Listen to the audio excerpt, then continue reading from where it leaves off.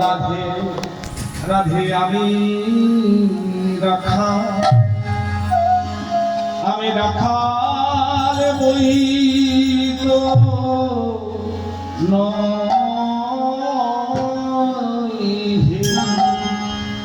আমার কি ভাই আছে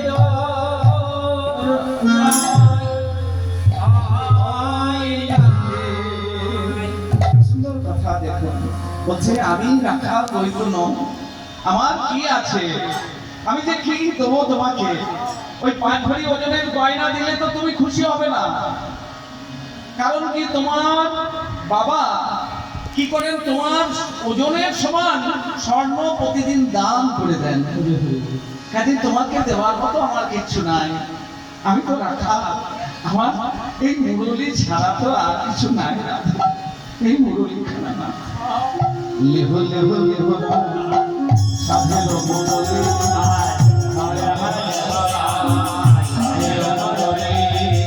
পরশিতে যাই তোমার চরণের ধুলি রাধে পরশিতে যাই তোমার চরণের ধুলি রাধে বলে আমার বলে নাও নাও আমার চূড়া নাও আমার চূড়া নাও নাও আমার বাসি নাও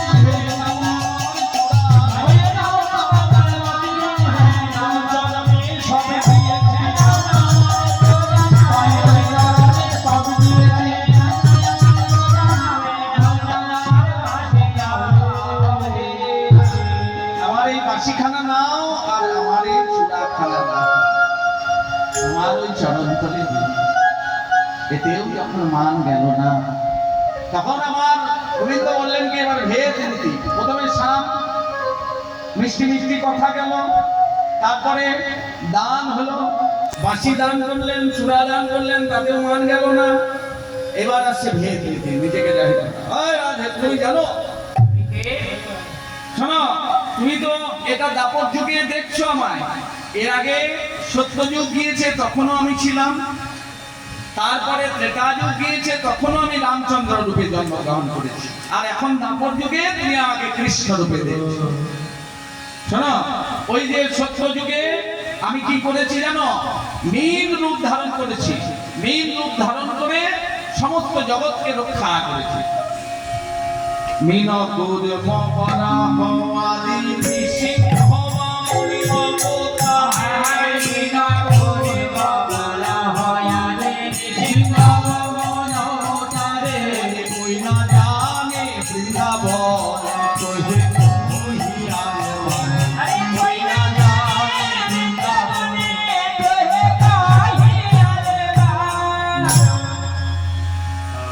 আমি আমি মেনে রূপ ধরেছিলাম, আমি রূপ ধরেছিলাম, জগৎকে রক্ষা করবার লাগি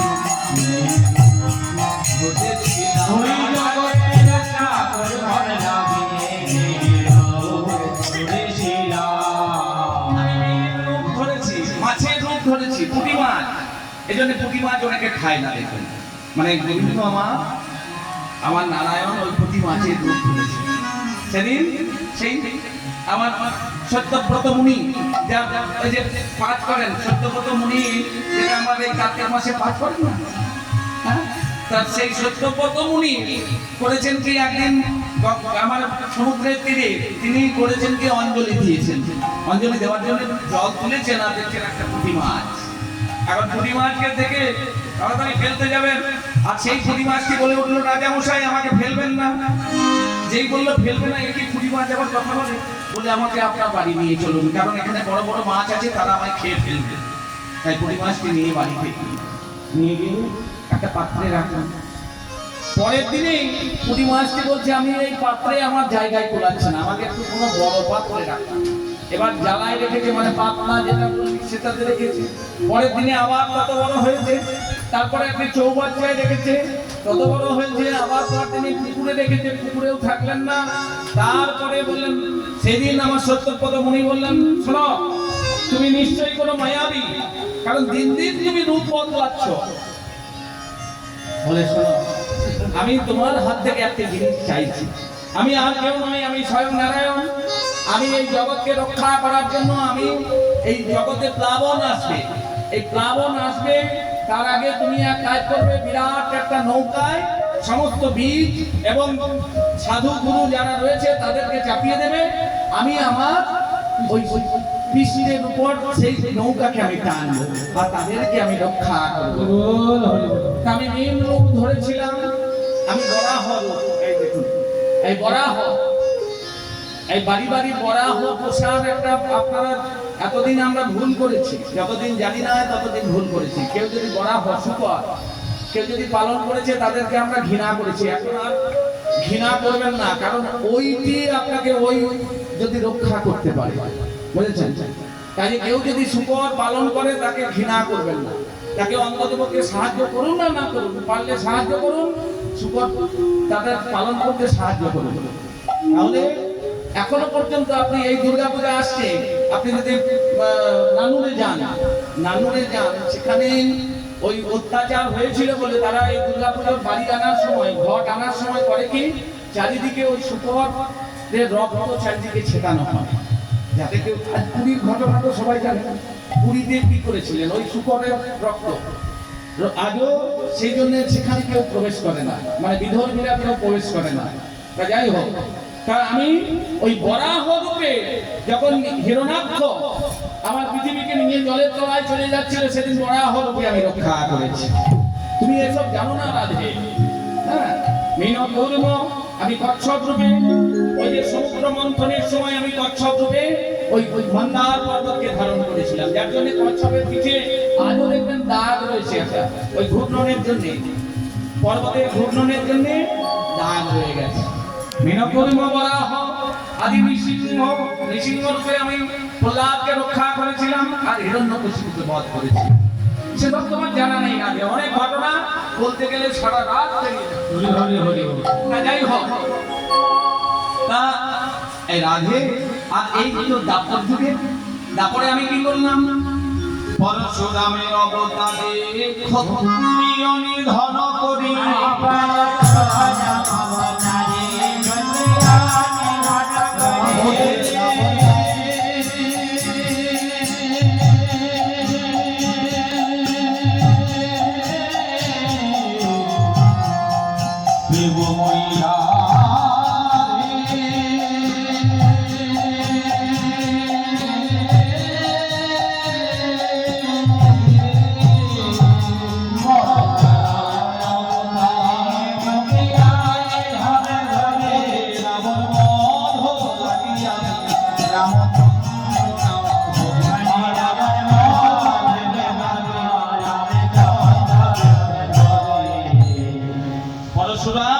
করে আমি ক্ষত্রিয়দিকে নিধন করেছিলাম, আর রাবণকে বধ করার জন্য আমি রামচন্দ্র রূপে জন্মগ্রহণ করেছি।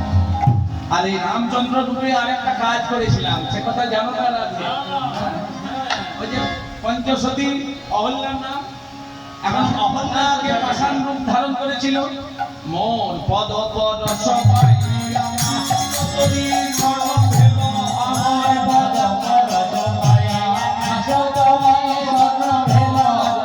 পদ পদ সবাই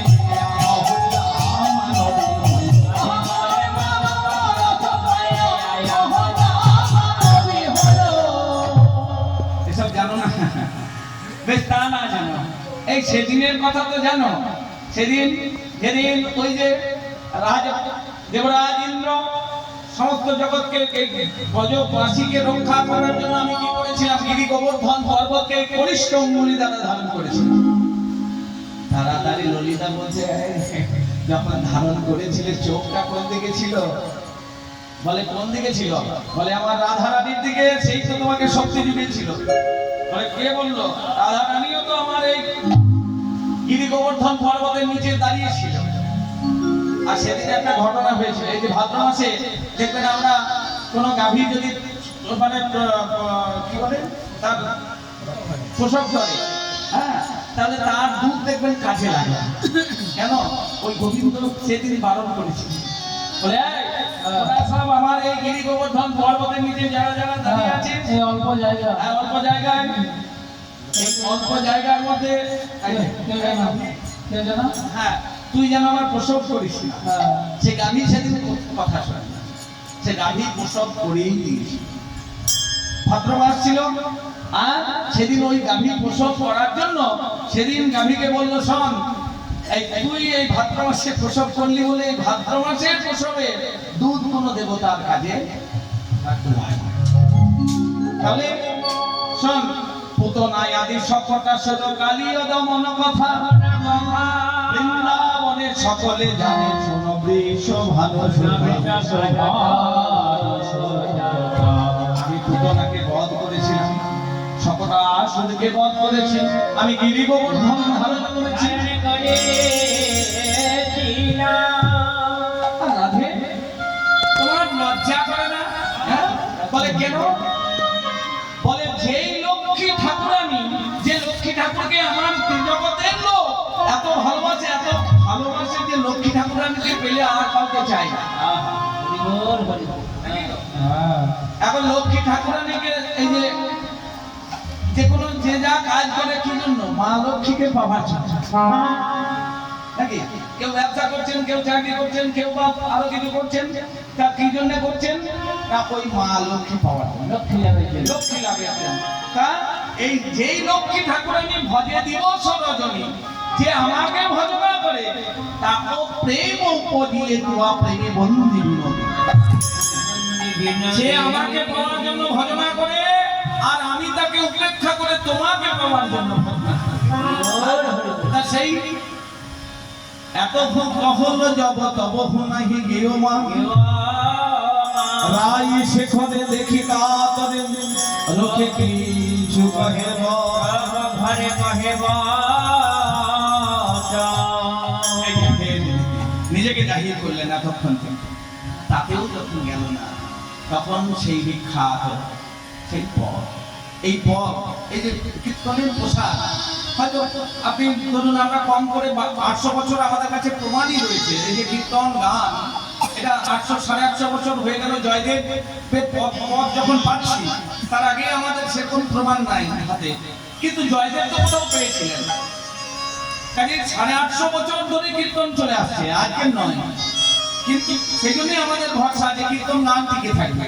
আর আমার গুরুদেব মানে এনারা যার সঙ্গ করেছেন আর কি, দাদা বিশ্বাস মহাশয়, তা তিনি বলতেন কি, ওরে সোনা যদি মাটির তলায় 10 বছর পোতা থাকে, সে সোনা সোনাই থাকে। তাই কীর্তন হয়তো কিছুদিন যাবে, তা ওনার মত ছিল যে কীর্তন হয়তো কিছুদিন ডুবে যাবে, আবার দেখবি আসল জিনিস আবার উঠে আসে। বা যাই হোক, তা এই আমার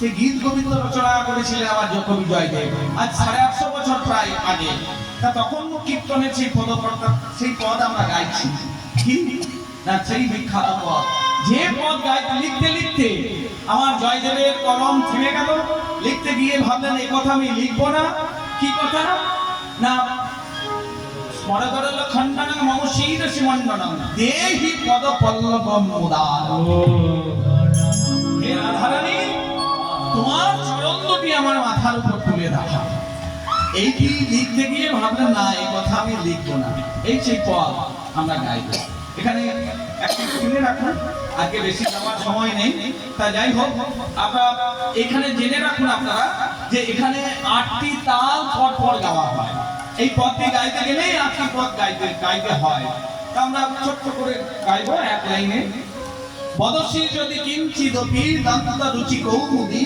হরতি দরতি মিরামতি ঘোর হে বদশী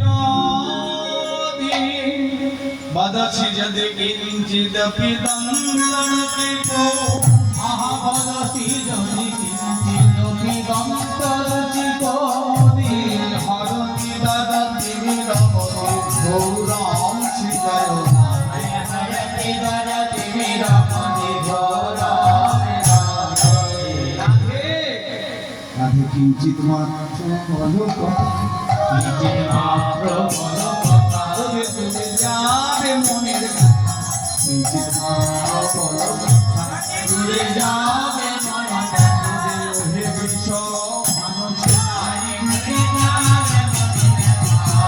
বিশ্ব মানুষ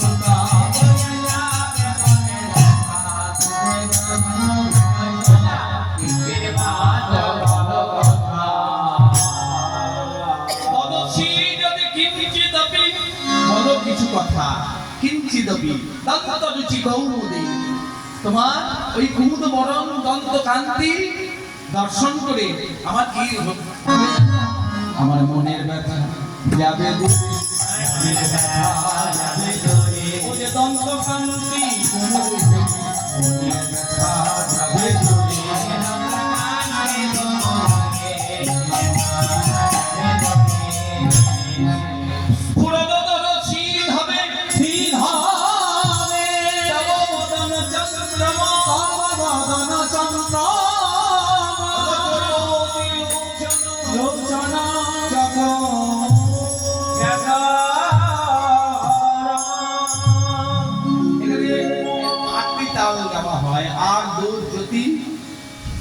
শশী শেখর গঞ্জম বিষম পঞ্চম রূপকাশ্যম এই 8টি পরপর গাওয়া হয় তা এই গাওয়ার পরে আবার সেগুলোকে আবার বড় বড় এক একটি করে বিস্তার করা হয় মানে এক লক্ষণে 8টি পরপর গাওয়া হয় এটি হচ্ছে অষ্টতা তারপরে আবার সেগুলোকে বড় বড় করে গাওয়া হয় তা এইখানে প্রিয় চার শিলে মুঞ্জময় মানবনিদান এখানে গানটি হয় গাইছি না যে প্রিয় চার শিলে মুঞ্জময় মানবনিদান ও যে মিছা কেন মান কবি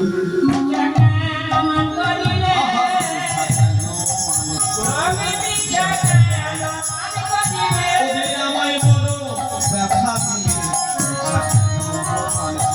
ওই আমায় বড় ব্যথা দিয়ে। ওরে ওগো প্রিয়ে চারু ছিলে,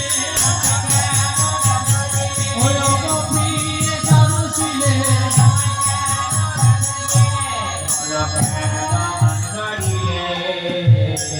প্রিয়ে চারু ছিলে। চারু ছিলে অর্থাৎ মিষ্টি বচনটা। চারু দিয়ে চারু ছিলে পঞ্চময়ী মান মনিদা। কেন মান করলে? শোনো, মান করেছো, বেশ করেছো, ভালোই করেছো। হ্যাঁ, তা শোনো, তোমাকে একটা কথা বলবো, সত্যি কথা বলবো। তমসি মম জীবন জীবন, তমসি মম ভূষণ, তমসি মম ভূষণ, তমসি মম ভব জলধি, ভব জলধি।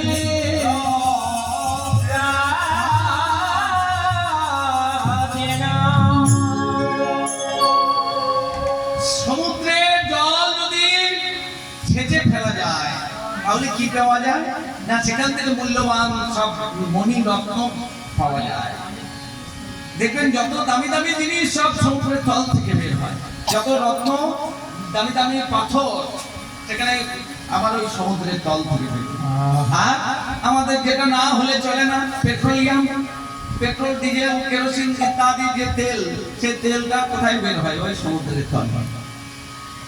তা তুমি হচ্ছে আমার সাগর সেচা মানিক। সাগর সেচা মানিক তুমি, বহু যতনের ধন তুমি, সাগর সেচা মানিক তুমি।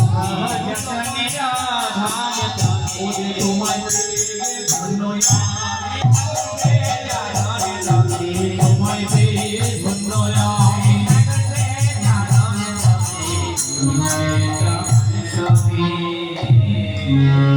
বিশ্বাস শোনো, এক কাজ করো, সত্যমে বাসি যদি সুগতিময়ী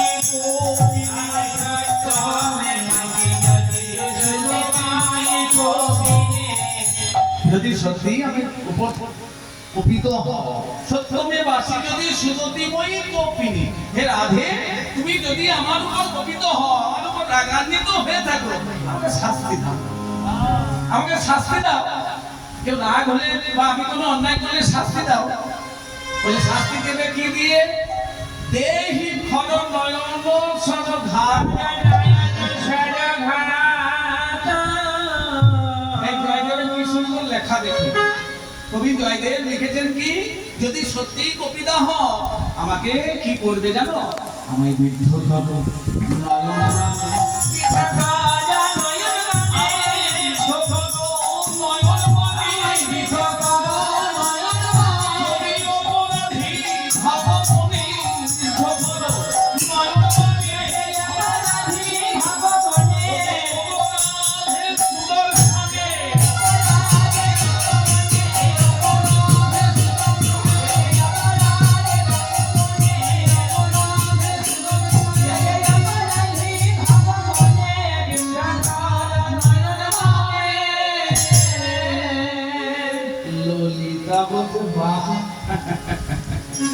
একে অপরাধ করেছো রাধে, একে অপরাধ করেছো। আমার বলতে কি রাধা রানী তোমাকে বাঁকা নয়ন দিয়ে তোমাকে আঘাত করবে। বাহ, ভালো বুদ্ধি বেশ। বলে এতে শাস্তি হলো না? বলে চেয়ে চেয়ে কি আর শাস্তি দেওয়া যায়? কারোর দিকে চাইলাম শাস্তি দেওয়া, বলে এক কাজ কর, এক কাজ কর, ঘটয় আমাকে বেঁধে রাখো। আগেকার দিনে যেমন চোর ধরা পড়লে কি করতো? আমরা দেখেছি, এই করে করে তো দিয়েছি। আমরা দেখেছি ওই পোলে বা নদীতে চোরকে বেঁধে ধরা মারা হয়। আজও কোথাও কোথাও হয়, বুঝেছেন? তা আমাকেও তুমি শাস্তি দাও, আমাকে এক কাজ করো, আমাকেও বেঁধে ফেলো। বলে কি দিয়ে বাঁধবে?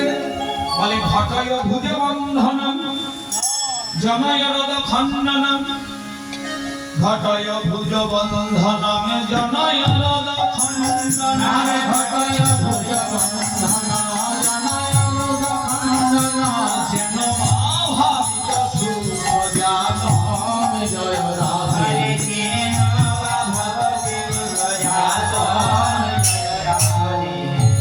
আমায় ভুজন বন্ধন করো আমায় জলতায় বন্ধন করো ভুজলতায় বন্ধন আমায় ভুজলতায় বন্ধন করো যদি অপরাধী মনে করো আমায় ভুজলতায় বন্ধন করো আমায় অপরাধী মনে করো ওরে রাধে মিঠা মানে ছাড়ো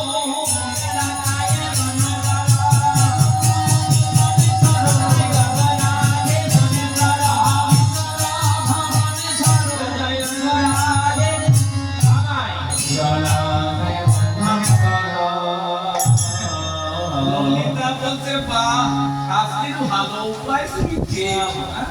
ভালো ভালো ভালো উপায়।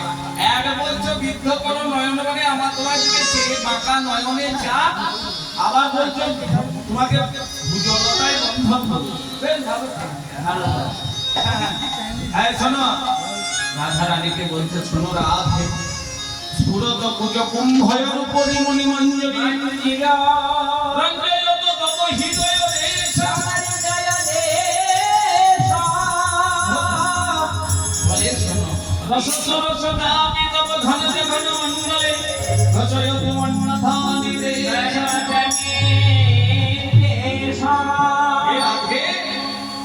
তোমার ওই কুম্ভের উপর যে মণিমুক্তার হাত সে কি চাইছে জানো?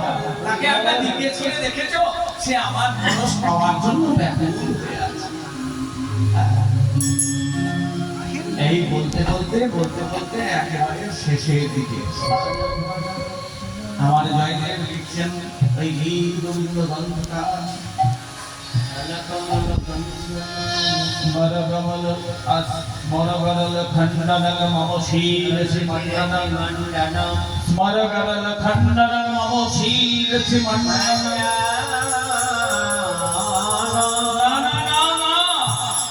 পদ্মাবতী পদ্মাবতী পদ্মাবতী আমার কলমে চলে পদ্মাবতী এইখানে দেখুন, এইখানে এই ঘরের রমণী মানে প্রেয়সী যদি শান্ত হয়, প্রেয়সী যদি বুদ্ধিমতী হয়, প্রেয়সী যদি ধীর স্থির হয়, তাহলে অনেক সময় পুরুষের ভগবান লাভ হয়ে যায়। কেমন না এখানে পদ্মাবতীকে বলছে পদ্মাবতী আমার দ্বারা আর গ্রন্থ সমাপন হলো না, আমি আর কীর্তনের কোনো গ্রন্থ লিখতে পারবো না।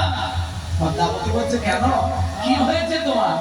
বললো যে কথা আমি লিখতে চাইছি সে কথা আমি লিখতে পারছি না। তো কেন লিখতে পারছি না?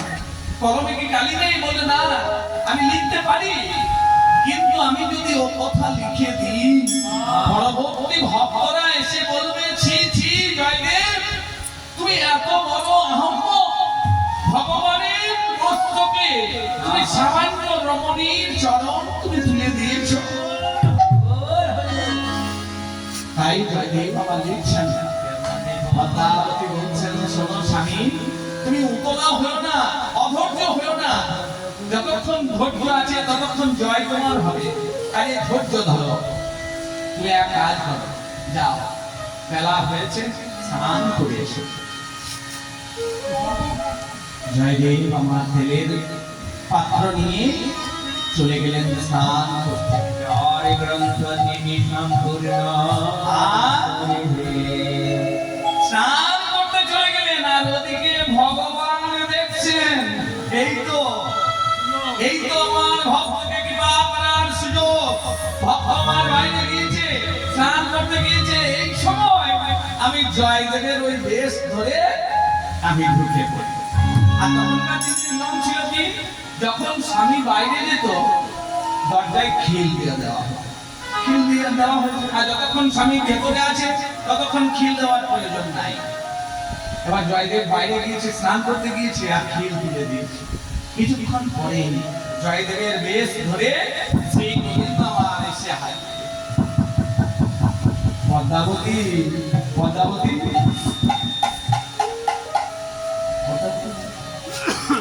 আবার যাচ্ছেন পদ্মাবতী পদ্মাবতী এই তো গেল স্নান করতে, এর মধ্যে চলে এলো কাটোয়া থেকে স্নান করে চলে এলো, গঙ্গা থেকে স্নান করে চলে এলো, সে দরজা খুলে দিয়েছে। বলে কি স্বামী তুমি? বলে আজ আমি আর ওই কাটোয়া ঘাটে স্নান করতে যাই না। আমি কি করেছি জানো? আমি এই কদমখণ্ডী জয়দেবের এই অজয়ের কদমখণ্ডী ঘাটে স্নান করে চলে এসেছি। কারণ আমার মনে পড়েছে ওই কি লিখবো সেটা আমি আগে লিখে দিই। আমার পদ্মাবতীর কি ভাগ্য দেখুন। স্বামী মনে করে ভগবান স্বয়ং ভগবানের সেই ভেজা বসন আজ পরিত্যাগ করিয়ে শুষ্ক বসন পরিয়ে দিয়েছে। আর ভগবানের বেশধারী জয়দেব আমার অন্তরে অন্তরে ভাবছেন আমার ভক্তকে কৃপা করছি। এই তো ভক্তের পাওনা, যে ভক্তের কৃপা পাওনা। ভগবান কৃপা করতে করতে নেমে আসেন আর ভক্তরা কি করে না সাধনা করতে করতে উপরের দিকে যান। এই দুজনের মিলন যেখানে হয় সেখানে ভক্ত ভগবানের মিলন হয়। আজকে মিলন হচ্ছে জয়দেব আমার পদ্মাবতীর সঙ্গে ভগবানের। বলে চলো গ্রন্থ মন্দিরে চলো, আমাকে গ্রন্থখানি এনে দাও। গ্রন্থখানি নিয়ে এসে যেই দিয়েছেন আমার ভগবান নিজে হাতে লিখে দিলেন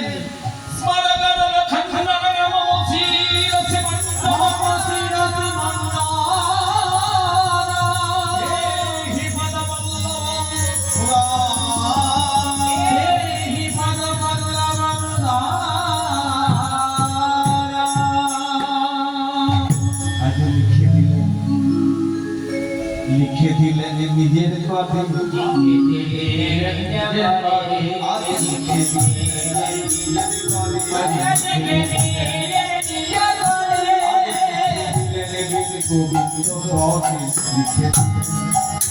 কথা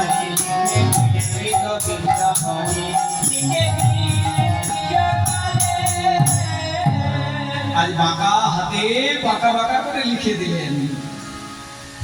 বলেন চলো পদ্মাবতী চলো ভগবানের সেবা করি, আমার মাধবের সেবা করি।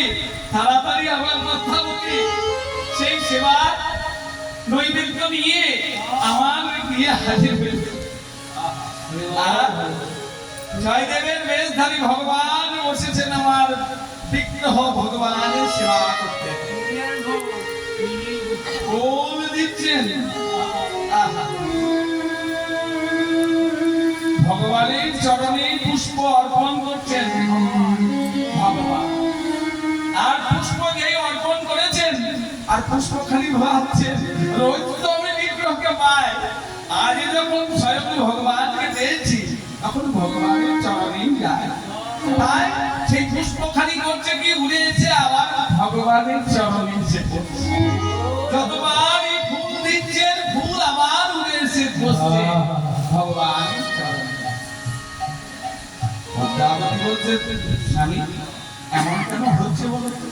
যতবার তুমি ফুল দিচ্ছ ফুল দেখছি তোমার চরণে আসছে।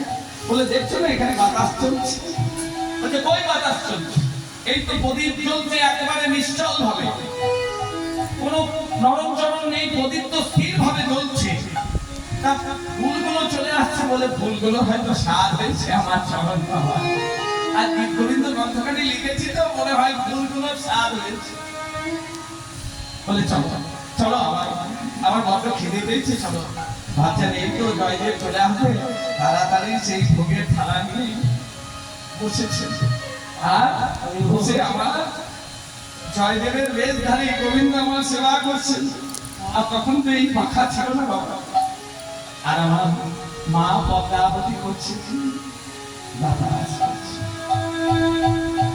বাতাস করছে না ভাবছি আরেকটু দিয়ে আরেকটু অন্ন দিয়ে বলে আর নয় আমি এবার উঠছি। বলে এত রেখে দিলে বলে আজ আর পারছি না, আজ একটু কমই ভাই। এবার পেয়ে এবার উঠেছেন। তাড়াতাড়ি আমার পদ্মাবতী স্বয়ং কক্ষ খালি সাজিয়ে দিয়েছে। স্বামী স্বয়নে যাবে, সেবা করেছে এবার স্বয়নে যাবে। এবার স্বামীর বেশ ধরে আমার ভগবান স্বয়নে গিয়েছেন আর পদ্মাবতী আমার চরণ সেবা করছে। করছেন একবার করে পুলক যাচ্ছে যেন তার অশ্বান্বিত ভাবে উদয় হচ্ছে ভাবছেন এ কি কে যেন গানে নূতন পাদ।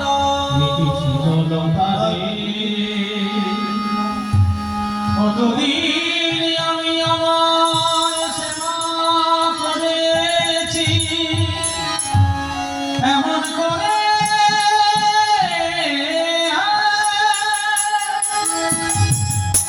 এমন করে কোনদিন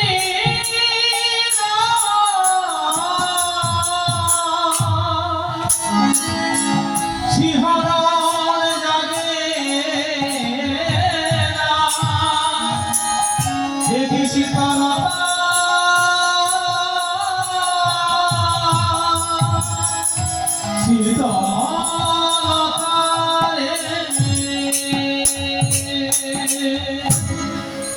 স্বামীকে আর আমার জয়দেবের বেশধারী ভগবান বলছেন ওই তো আসছে দেখতে পাচ্ছেন স্বয়ং জয়দেব চলে আসছেন তাড়াতাড়ি পদ্মাবতীকে বলছে পদ্মাবতী যাও প্রসাদ খাওয়াকে যাও অনেক বেলা হয়েছে পদ্মাবতী আমার ভগবানের আদেশ পেয়ে স্বামীর আদেশ পেয়ে তিনি প্রসাদ পেতে বসেছেন আর প্রসাদে ভাবছেন এত সুগন্ধ তো কোনোদিন আসছে না এবার প্রসাদ খালি এক গ্লাস মুখে তুলেছেন আর এক গ্লাস তুলতে যাবেন বাইরের দরজা খোলাই ছিল স্বয়ং জয়দেব এসে হাজির দেখি পদ্মাবতী এখনো আমার ভগবানের সেবা করি নাই এখনো আমি প্রসাদ পাইনি আর তুমি আমার আগে প্রসাদ পেতে বসেছ পদ্মাবতী এই জন্য আমার গন্তখানি সমাপন হয় না তুমি অর্চনাচারী ব্যভিচারী পদ্মাবতী এত বড় কথা শুনে বলছেন কি স্বামী আমি কোনো অন্যায় করি নাই বলে অন্যায় করনি মানে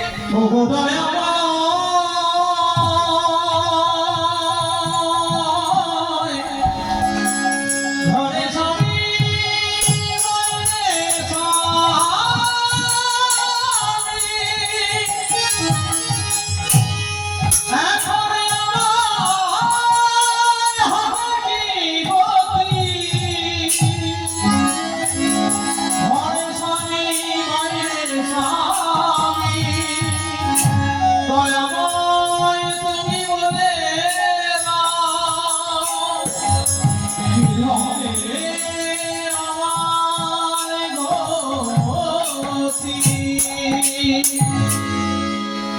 বলে কি বললে বলে হ্যাঁ আমার ঘরে বাইরে স্বামী আমার ঘরে বাইরে স্বামী ঘরে বাইরে স্বামী ঘরে বাইরে স্বামী ওরে বলো ওরে আমি ঘরে বাইরে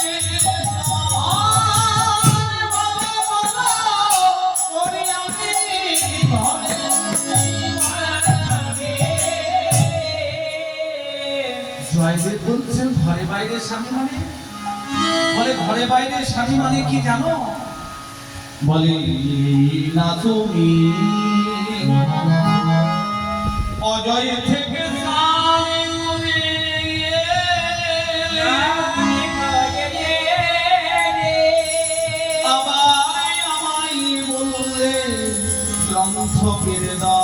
গ্রন্থ পেরে দাও আমি গ্রন্থ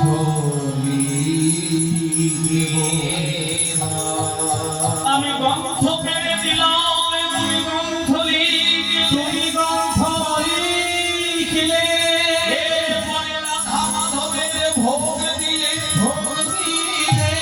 তুমি প্রসাদ পেলে আমি বাবা দেব আমি বাবা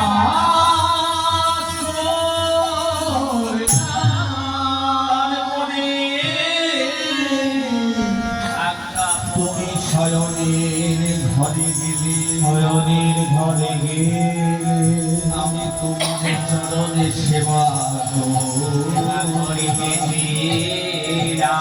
এখনো তোমার এই আদেশে পেয়ে আমি প্রসাদ পেতে বসেছি। আমার মনে কোথা থেকে আসলে তুমি তো বিশ্রাম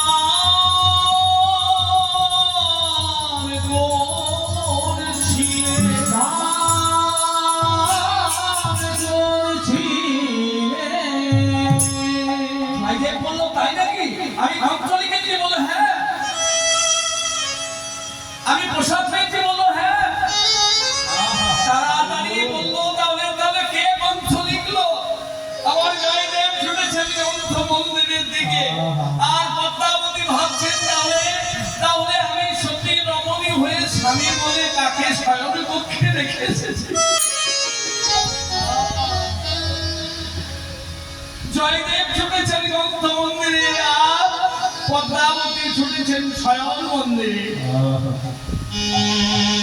জয়দেব ঘরে গিয়ে গীত গোবিন্দ গ্রন্থখানি খুলে বলছেন দেখে যাও পদ্মাবতী, দেখে যাও যে কথা আমি লিখতে পারি নাই ভগবান নিজে হাতে লিখবে বলে হাত তিনি নিজে লিখে গিয়েছেন।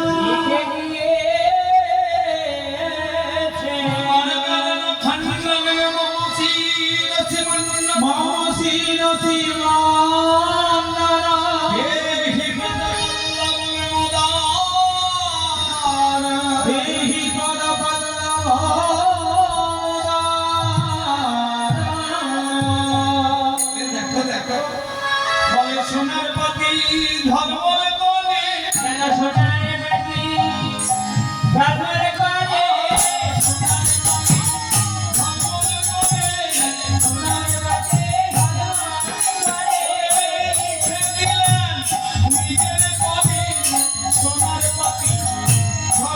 কোণে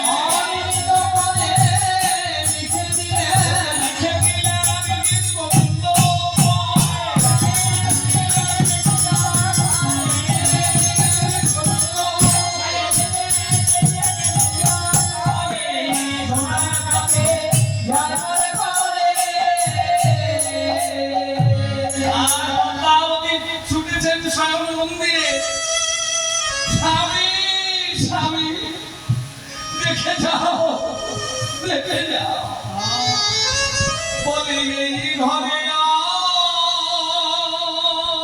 কেউ না, এই ঘরে আর কেউ না, আছে শুধু মাধবের মাধবীর অঙ্গগন্ধ আর চরণ চিহ্নে পদ্মাবতী আমার আছাড় খেয়ে পড়লে বেরিয়েছে। জয়দেব করেছেন কি সেই যে আমার সেই প্রসাদের থালাখানি নিয়ে নিজে এক গ্রাস মুখে তুলেছে। পদ্মাবতী বলতে ছি ছি স্বামী তুমি ওই প্রসাদ মুখে দিও না, ও যে আমার উচ্ছিষ্ট, আমার উচ্ছিষ্ট বলছে বলো না পদ্মাবতী বলো না।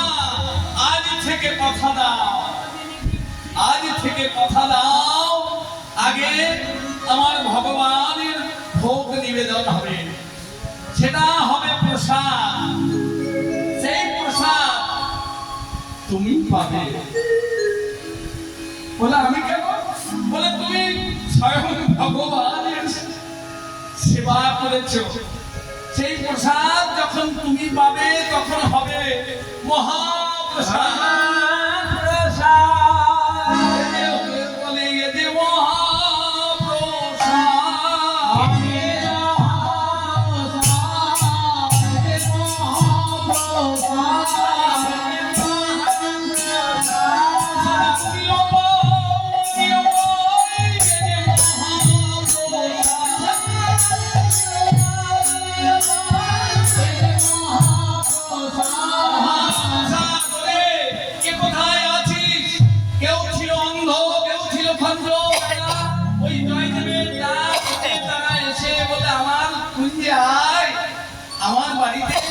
আজকে স্বয়ং ভগবান জেনেছে তোরা একটু প্রসাদ নিয়ে যা। কেউ ছিল অন্ধ, কেউ ছিল খঙ্গ, তারা প্রসাদ পেয়ে সুস্থ হয়ে বাড়িছে। আর জয়দেব বলল, শোনো, আজও সেই নিয়ম চালু আছে, সেটাই চলছে। আগে ভগবানের ভোগ নিবেদন হয়, সেটা হলো প্রসাদ, তারপর পদ্মাবতীকে দেওয়া হয়।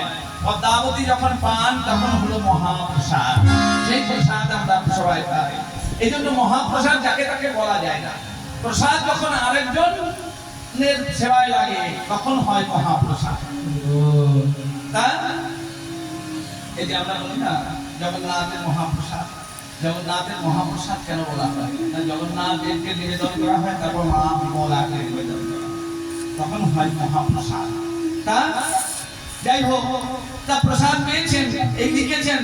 এবার জয়দেব ভাবছেন যে এই যে পদকর্তার নাম দিয়ে আমি শুধু জয়দেব নাম লিখবো না, আজকে আমার স্ত্রীর নাম, আমি পদ্মাবতীর নাম, যাকে আমি সাধনা করে পেয়েছি, ওই শ্রীক্ষেত্র জগন্নাথকে যাকে পেয়েছি, তার নাম আমি লিখবো। তাই তিনি কি করলেন? ও যে ভনতি পদ্মাবতী রমণ জয়দেব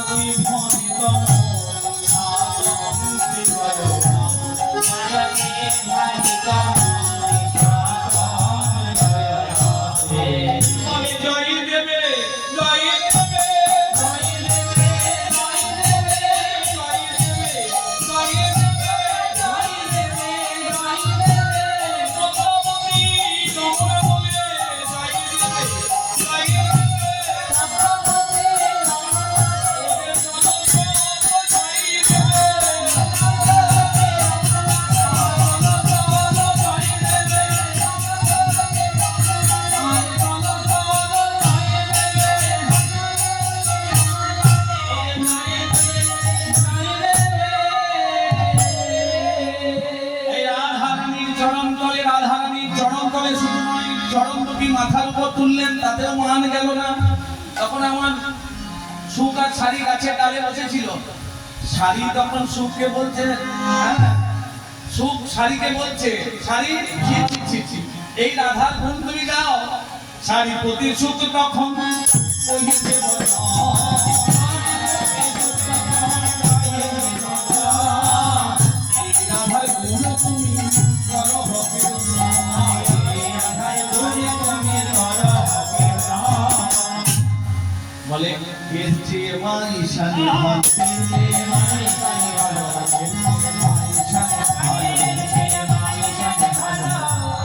মাইশানি মা কালী ভালো, কারণ কুপিলেও প্রতি চরণ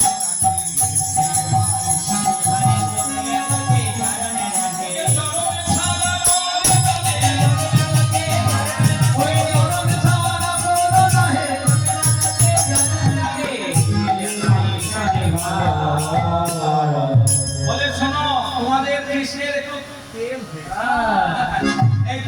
এই তেল হলে করতে হয় কি, তেলটা বের করে পানিতে।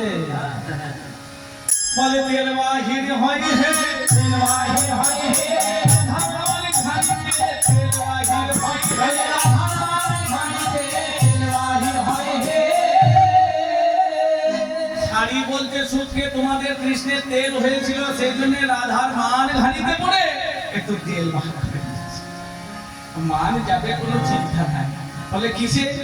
বলে তাহলে সাম হলো, দান হলো, ভেদ হলো, নতি হয়ে গেল। এরপরে কি ক্রিয়া, উপেক্ষা, রসান্ত। তা ক্রিয়াতে কি না, আজকে গোবিন্দ আমার করছেন কি, একটা পূজা করছেন। বলে তোরা দেখবি যদি আই গো তোরা আয়, মান চন্দ্রের পূজা করে।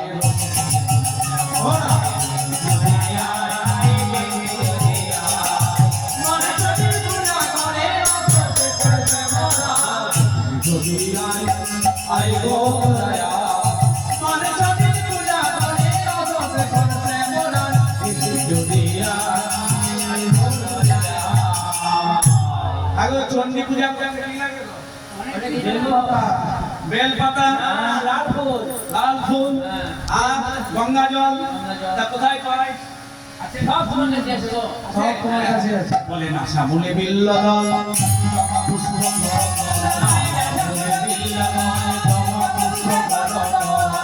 আচ্ছা, কোথাও যদি গোবিন্দের বিগ্রহ দেখেন, দেখবেন হাত দুটো কি রং আছে? একবারে ঘোর পদ্ম, আমার জবা ফুলের মতো লাল। সেই জন্য বললো কি জবা পুষ্প করতল। আর এই যে অপরের দিকে চেয়ে দেখুন, এই যে তিলক আর দুদিকে চোখ, মনে হবে কি যেন ভেল পাতা। হ্যাঁ, বলে না শ্যামলে বিল্ল দল, জবা পুষ্প করতল, শ্যামলে বিল্ল দল, জবা পুষ্প করতল।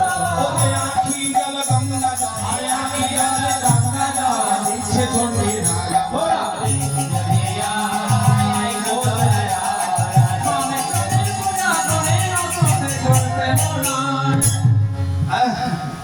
এবার পূজার শেষে প্রণামের বিধি হয়েছে, তাই দুটি পদ ভরে পূজারি, ধরে পূজারি, দুটি পদ ভরে পূজারি, দুটি পদ ধরে পূজারি ভরে রয়েছে।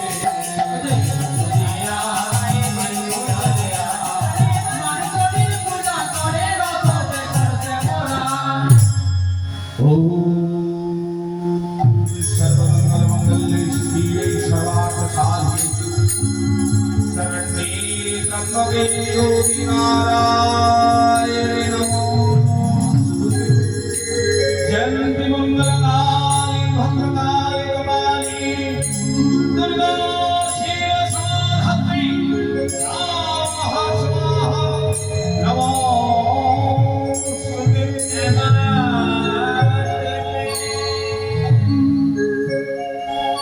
तम स्वाहा तम सदा तम ही वषटकार शरातीता शोधा तवक्षरी त्रिधा वक्राधिका स्थिता और धमत्रास्थिता नित्याज कर्ज विशेषका तमेव शातम सावित्री तम देवी जननी परा तयोैव धर्यते सर्वं तयोैव चित्यते जगत् तयोैव पौरे देवी नमस्ते सर्वदा विशिष्टो सृष्टिरूपाय ईरूपाय पारमे तथा संहितेरूपं जगतस्य जगन्मयी महाविद्य महामाया महामेघ महास्थिति महामोह चाभवती महादेवी महासुरी प्रकृति प्रकृति ही सर्व विभागिनी काले महारात्री ओम विष्णुदारी कमेश्वरी कंगही कंगमते बोधन सदा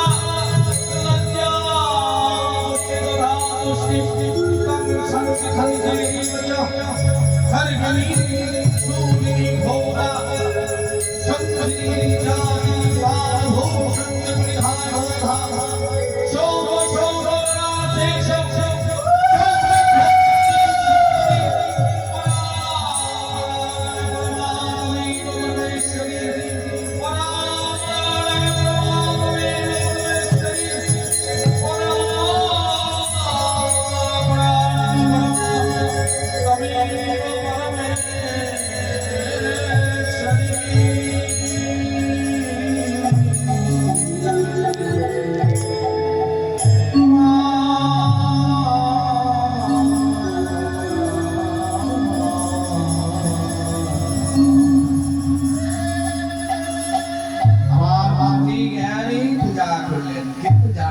এত কিছু তার কিন্তু মানে এবার কি না উপেক্ষা, দুজনে কেউ কথা বলবে না। এবার তাহলে কথা বলবে কারা না সখীরা। ললিতা বলছে ঘোরই অভিমানে দেখি ঘোরই অভিমান, ঘোরই অভিমানে দেখি ঘোরই অভিমান,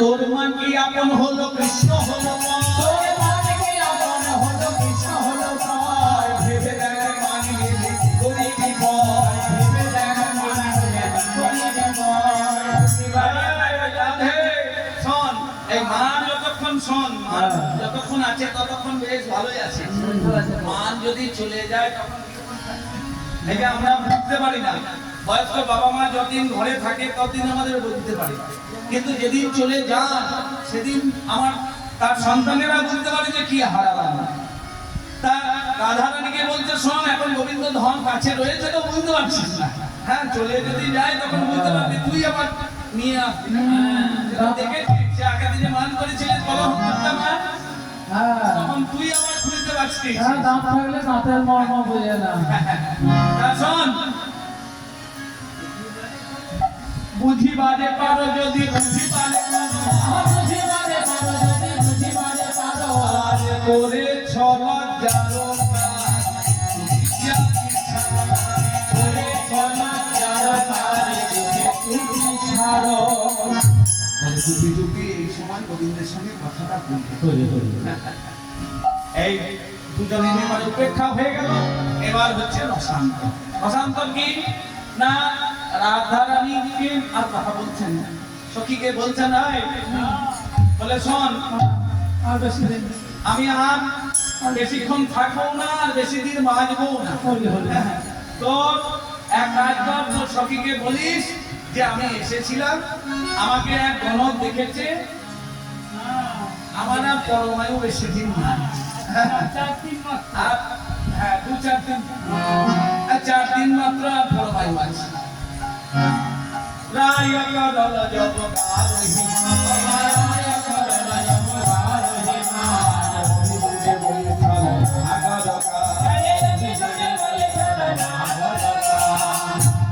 রায় মান করে বসে আছেন আর কিছু দূরে আমার শ্যামনগর বসেছি এবার নিজ কর তলনে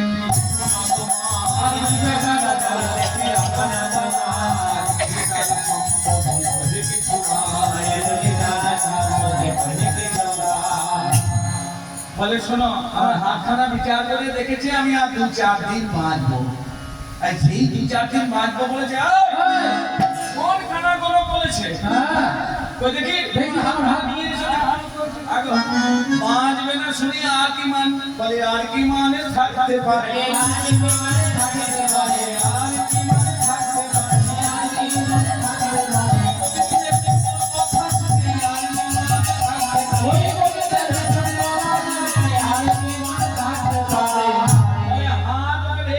দেখি আনো দেখো লক্ষণ হাম ভালো জানে দেখে দেখে দেখে কে বললো তোমাকে খারাপ জানে না লাখ পরীক্ষা ধিরে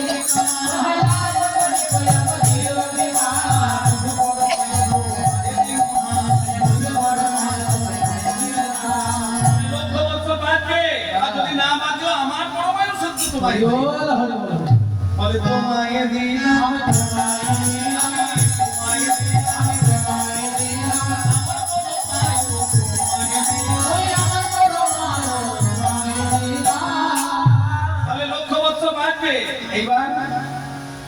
এবার রাধারানীর দিকে চেয়েছে না রাধারানী আমার গোবিন্দের দিকে চেয়েছে এবার দুজনের মুখের দিকে চাইছে দহু মুখ দহু হে দহু ভেলো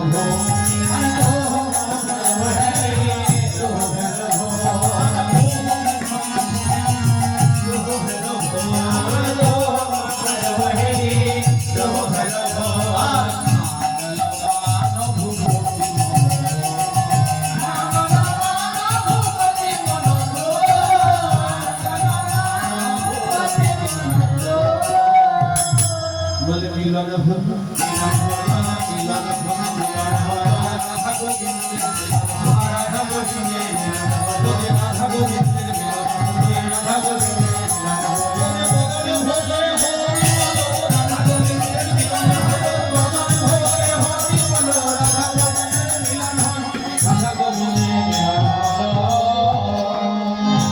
জয় রাধারানী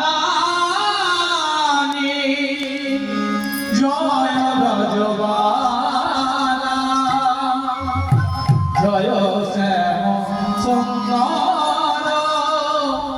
জয় নন্দলাল